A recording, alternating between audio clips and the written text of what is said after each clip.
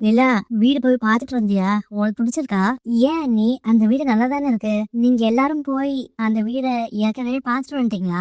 தனியே போக வேண்டான்னு நானும் சோழனும் முடிவெடுத்துட்டு இருக்கோம். நாங்க 2 பேரும் இங்கதான் இருக்க போறோம். என்ன நல்லா பார்த்துக்கணும் தான் நீங்க கடன் வாங்கி இது எல்லாம் பண்றீங்க. ஆனா என்னால நிம்மதியா வாழ முடியாது. அந்த கடன் அளிக்கிறதுக்கு நீங்க தானே கஷ்டப்படணும். இந்த வீட்டுல டிவி இல்ல, பாத்ரூம் இல்ல, நிறைய பிரச்சனை இருக்கு. ஆனாலும் எனக்கு இந்த வீடு தான் பிடிச்சிருக்கு. இங்கதான் நான் நிம்மதியா இருக்கேன். நம்ம எல்லாம் சேர்ந்ததுதான் இந்த வீடு. இனிமேல் எனக்காக எது செய்யறதா இருந்தாலும் என்கிட்ட சொல்லிட்டு பண்ணுங்க. சரி, நீங்க போய் அந்த அட்வான்ஸ் வாங்கிட்டு வந்துருங்க. அட்வான்ஸ் கொடுத்ததுக்கு ஏதாச்சும் ரெசிப்ட் தந்தாங்களா? இல்ல நிலா, எதுவும் தரல. என்ன சொல்லுது?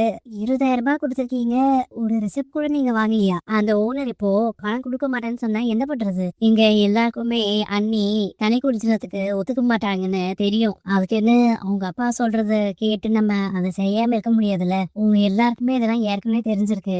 யாராச்சும் என்கிட்ட அதை முன்னாடி சொல்லிருக்கலாம்.